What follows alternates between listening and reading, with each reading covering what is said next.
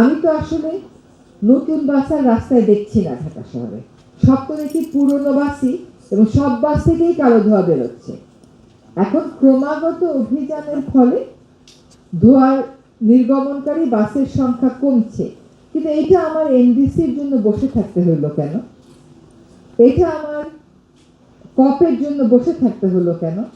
আমরা কেন আমাদের নগরবাসীকে বায়ু দূষণ থেকে বাঁচাতে এই কাজটা তো আমাদের 5 বছর আগে করা উচিত ছিল, আমরা কেন করলাম না?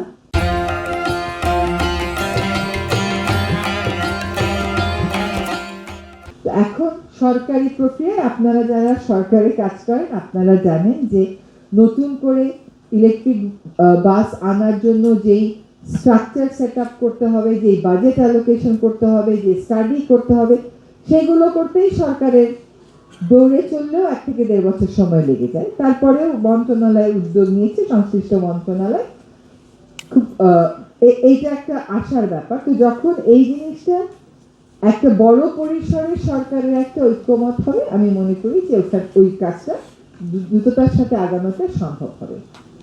আরেকটা বিষয়, ওয়েস্ট ম্যানেজমেন্ট। আমি মনে করি যে বাংলাদেশে, আমার ধারণা আপনারা সকলেই মনে করেন, ওয়েস্ট ম্যানেজমেন্ট বলতে আসলে কিচ্ছু নাই। There is nothing called the waste management system. What exists is আপনার বাসা থেকে একজন কেউ একটা কিছু টাকার বিনিময়ে এটা সংগ্রহ করে একটা কোথাও নিয়ে যায়। কই নিয়ে যায় এটা কিন্তু আপনি জানেন না, আপনি জানবার কখনো চেষ্টাও করেন নাই। কাজেই ওয়েস্ট ম্যানেজমেন্ট একটা প্রচন্ড রকমের মিনেসে পরিণত হয়েছে। এইটাই বা আমার এই 54 বছর বসে থাকতে হইল কেন?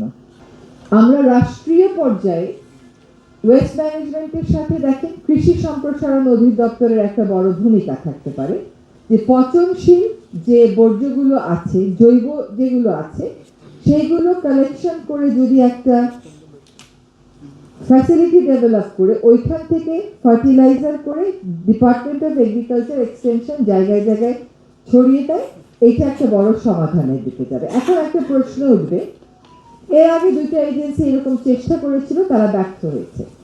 এখানে ব্যর্থতার কয়েকটা কারণ আছে। এটা কিছু আন্ডার কারেন্টস আছে, কিছু বর্জ্য সংক্রান্ত রাজনীতি আছে, যার জন্য এটা কখনো এই পচনশীল বর্জ্য একটা জায়গায় যাবে, সেখান থেকে জৈব সার হবে, এটা ওই বর্জ্যের অর্থনৈতিক রাজনীতি যারা করে তারা করতে দেন না। বর্জ্যের সাপ্লাইটা বন্ধ করে দিলে যে দায়িত্ব নেয় সেটা দায়িত্বটা পালন করতে পারে না। এইটা একটা বড় সমস্যা সেখানে রয়ে গেছে। এটা যখন রাষ্ট্রীয় পর্যায়ে করা হবে, যখন আমি বলবো যে ওই কোম্পানি পারেনি বা ব্যর্থ হয়েছে, বিপরীতে কিন্তু আমাকে এইটাও চিন্তা করতে হবে যে এফএওর হিসাব অনুযায়ী বাংলাদেশে প্রতি হেক্টরে যত কেমিক্যাল ফার্টিলাইজার থাকার কথা, বাংলাদেশ তার চাইতে বহুগুণ বেশি ব্যবহার করে।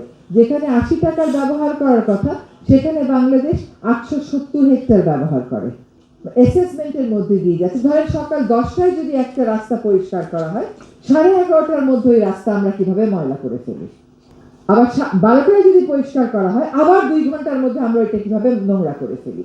তো এই যে নোংরা ভাবে বেঁচে থাকা এবং এইভাবেই জীবনযাপন, এখানে পরিবর্তন আনতে হলে আমি মনে করি যে ওয়েস্ট ম্যানেজমেন্ট একটা বড় সেক্টর হওয়া উচিত। বাংলাদেশে আপনি ঢাকা শহর থেকে যেই দিকে যান, যেই মহাসড়কে যান, 2 পাশে কি দেখেন? সাইনবোর্ড, এই জমির মালিক অমুক কোম্পানি। এই দেশে আর ভাত খাইতে লাগবে না, আর ধান ফলাইতে লাগবে না, কোম্পানির সব জমি নিয়ে চলে যাবে।